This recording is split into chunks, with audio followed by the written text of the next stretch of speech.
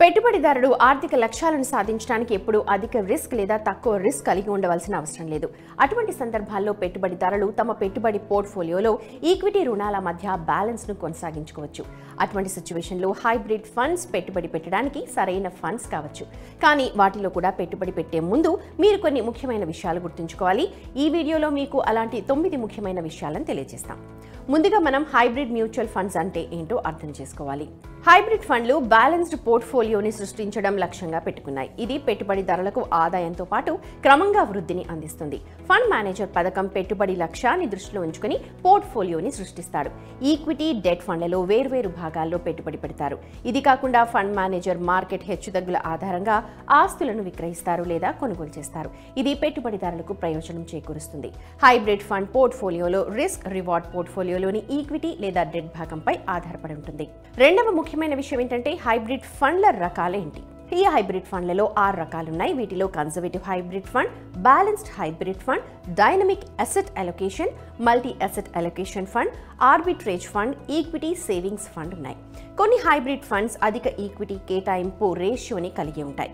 మరికొన్ని అధిక రుణ కేటాయింపు రేషియోని కలిగి ఉంటాయి. ఇక మరొక విషయం ఏంటంటే రిస్క్ ని అర్థం చేసుకోవాలి.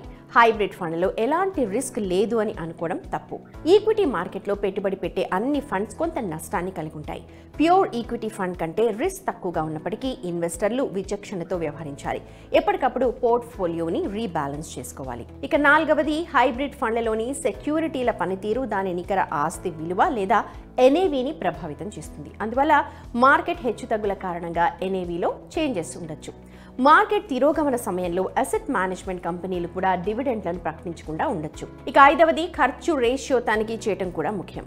హైబ్రిడ్ ఫండ్లు మీ పోర్ట్ఫోలియో నిర్వహణ కోసం ఖర్చు రేషియోని ఎప్పటికప్పుడు మార్చగలవు. పెట్టుబడి పెట్టే ముందు ఇవి పోల్చదగిన ఫండ్ల కంటే ఖర్చు రేషియో లేదా ఖర్చు తక్కువగా ఉందో లేదో తెలుసుకోండి. ఎందుకంటే ఇది పెట్టుబడిదారుడిగా మీరు పొందే రాబడిపై ప్రభావం చూపుతుంది కాబట్టి. ఇక 6వది మీ ఆర్థిక లక్ష్యాల ఆధారంగా హైబ్రిడ్ ఫండ్ ని ఎంచుకోవడం. 5 సంవత్సరాల పెట్టుబడి లక్ష్యంతో పెట్టుబడిదారులకు హైబ్రిడ్ ఫండ్లు మంచి ఎంపికని చెప్పాలి. సాధారణంగా 3 సంవత్సరాల కంటే ఎక్కువ పెట్టుబడి అవసరమయ్యే ఆర్థిక లక్ష్యాలను హైబ్రిడ్ ఫండ్లలో పెట్టుబడి పెట్టడం ద్వారా సాధించవచ్చు. పిల్లల ఉన్నత విద్య కోసం, కారు కొనడం, మంచి కార్పస్ను నిర్మించడం వంటి ఆర్థిక లక్ష్యాలను సాధించడానికి హైబ్రిడ్ ఫండ్లను ఉపయోగించవచ్చు. ఇక 7వది పన్ను ప్రయోజనాలు కూడా పరిగణలోకి తీసుకోవాల్సిన ముఖ్యమైన విషయం. పన్ను ప్రయోజనాన్ని అర్థం చేసుకునే ముందు పెట్టుబడిదారులు ఫండ్ ఈక్విటీ కేటాయింపు, డెట్ కేటాయింపు భాగాలను తనిఖీ చేయాలి. వేరువేరు హైబ్రిడ్ ఫండ్లు వేరువేరు పన్ను ప్రయోజనాలను అందిస్తాయి. ఇది పథకంలో ఈక్విటీ, డెట్కు ఆస్తి కేటాయింపు శాతంపై ఆధారపడి ఉంటుంది. ఇక 8వది భారీ స్టాక్ మార్కెట్ హెచ్చుతగ్గులకు భయపడే పెట్టుబడిదారులకు, ఈక్విటీలలో పెట్టుబడులను కొనసాగించలేని పెట్టుబడిదారులకు డైనమిక్ అసెట్ అలొకేషన్ ఫండ్స్ లేదా DAAF వంటి పథకాలు అనుకూలంగా ఉంటాయి.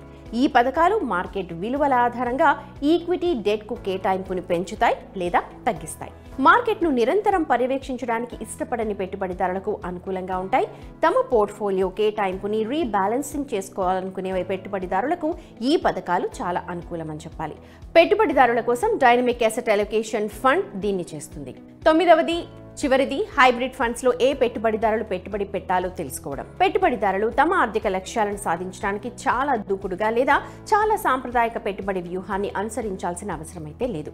అటువంటి సందర్భాల్లో వారు తమ ఇన్వెస్ట్మెంట్ పోర్ట్ఫోలియోలో బ్యాలెన్స్ ని కొనసాగించాలనుకోవచ్చు. అటువంటి పెట్టుబడిదారులకు హైబ్రిడ్ మ్యూచువల్ ఫండ్స్ లో పెట్టుబడి పెట్టడం ఒక మంచి ఆప్షన్.